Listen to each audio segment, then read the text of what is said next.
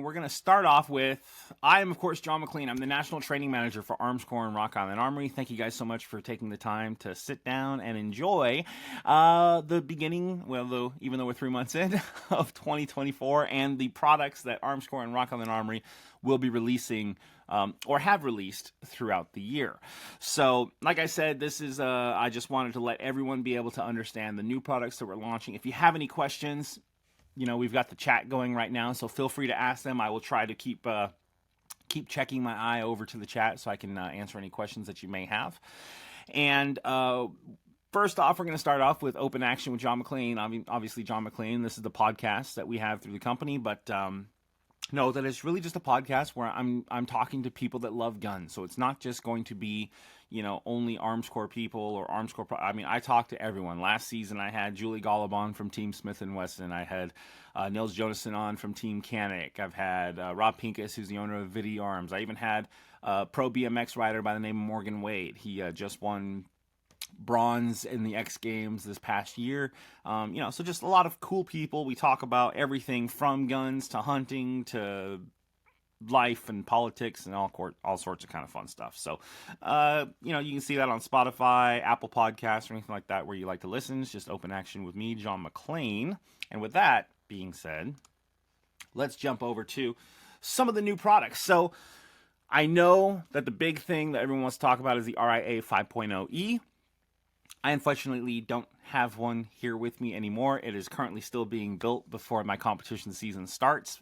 I should have one soon. However, we're going to talk about the differences between the original 5.0 and then the 5.0E. One of the biggest things you're going to notice is the fact that this version will come with iron sights and has an optics cut so that you can place whatever optic you would like. It also comes with 2 additional plates, so you can mount to the slide directly, or you can use the 2 additional plates, and that covers about 80% of the optics that are out there. The reason I say 80% is because you know how some of these companies are always dropping new optics, and while they might have the same kind of screw placement and footprint, the housings themselves might be different dimensions and stuff. So that's where I'm going to give you the warning. If you're getting a new red dot optic that's just been released, it might not fit the 5.0E, but for the most part, it should, okay? If it's your traditional style footprints, RMR cuts, and all that kind of stuff, okay?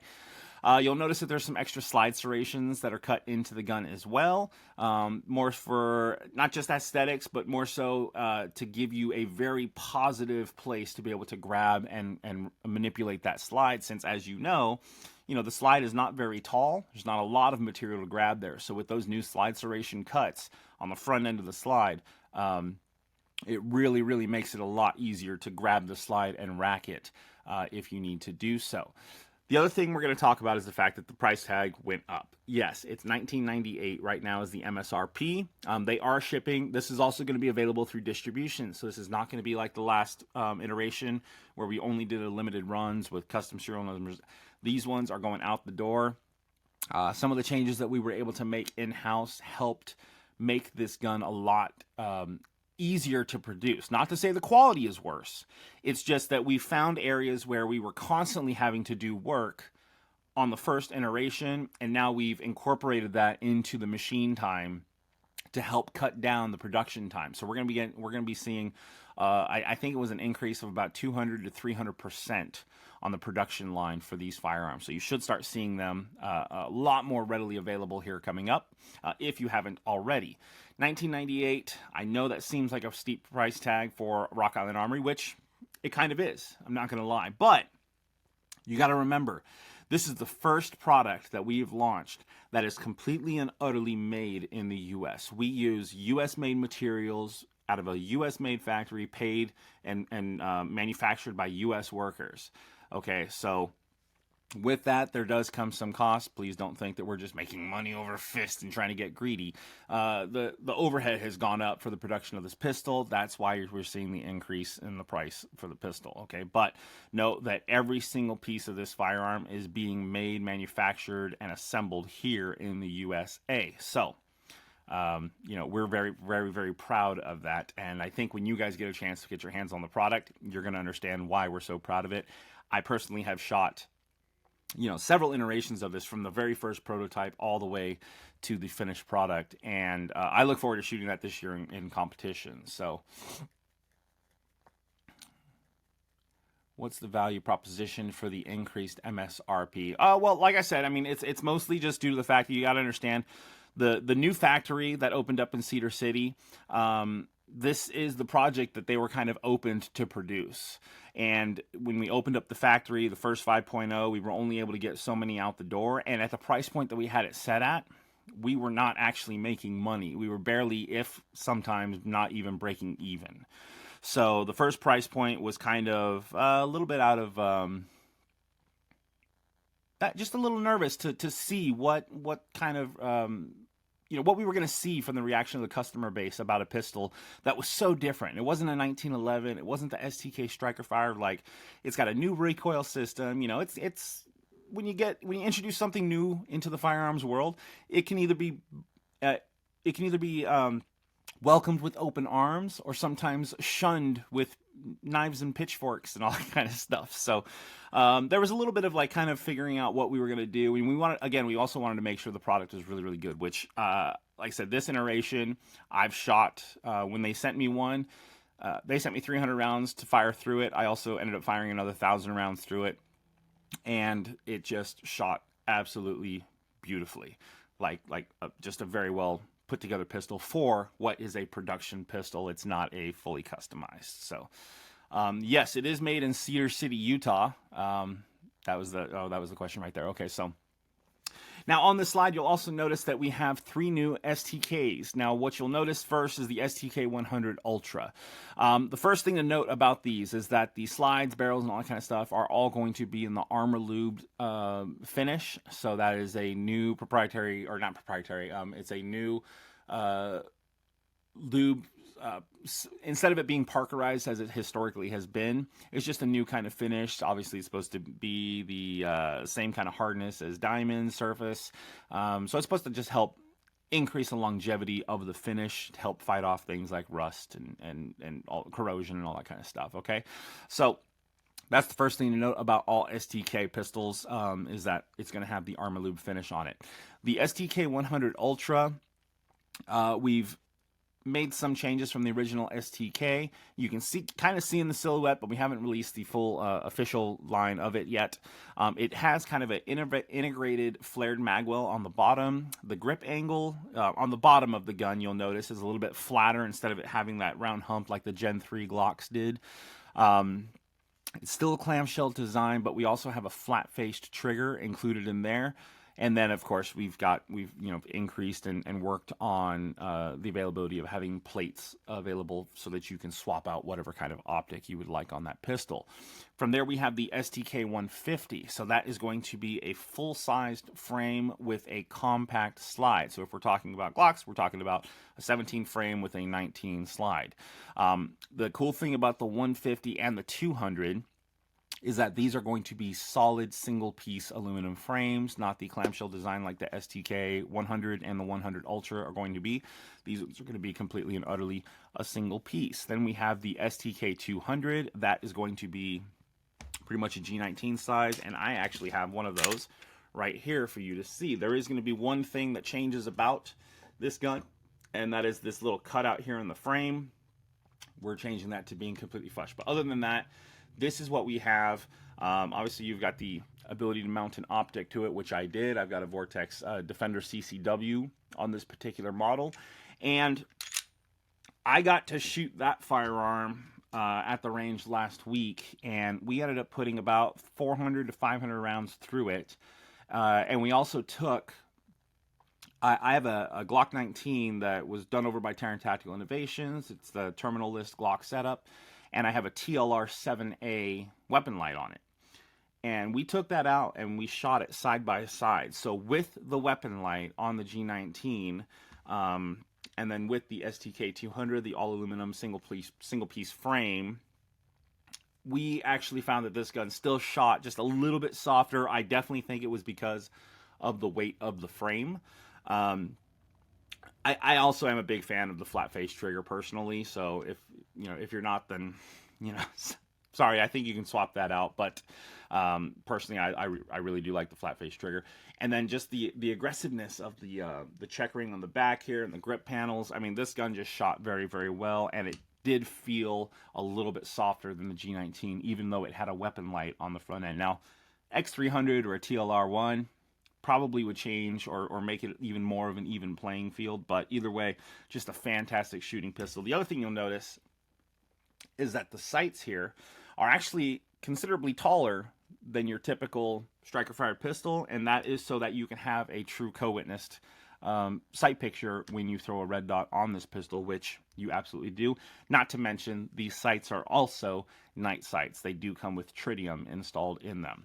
MSRP on the STKs across the board, I think, are going to stay around the same MSRP as what they are right now, which I think is like 370 or 380, something along that lines. But again, those will be coming out. If you're going to be at NRA, make sure you check us out, because we will be at the NRA show, and we should have these available for you guys to check out. We had them at SHOT Show as well. But and then the last one you can see down there on the bottom is the DY9 9mm. So this pistol is actually going to be from RIA Imports. This is a pistol that Diria is producing, and we are importing in from them. You'll see the RIA Import stamp on it.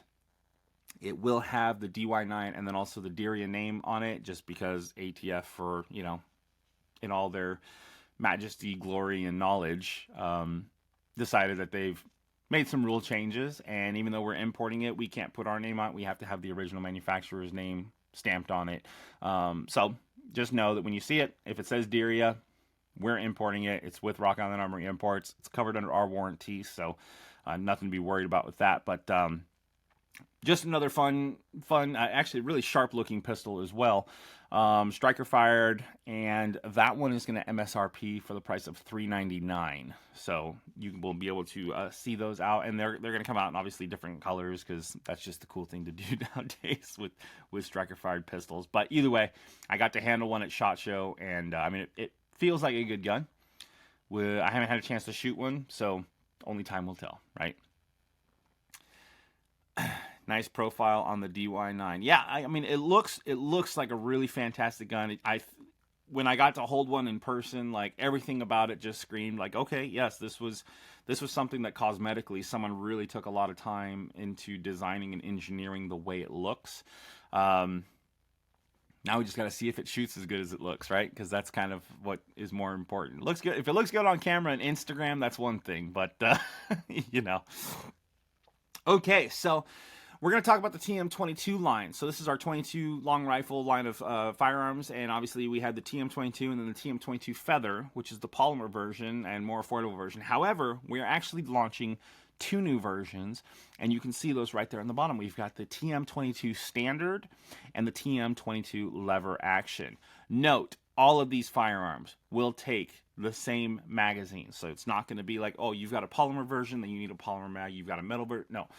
If it's a TM22 and you have a TM22 magazine, it works in all these firearms. Now, biggest thing to note, the TM22 Standard, as you can see, kind of more the traditional sporting stock style looking firearm. That firearm is going to MSRP at $199.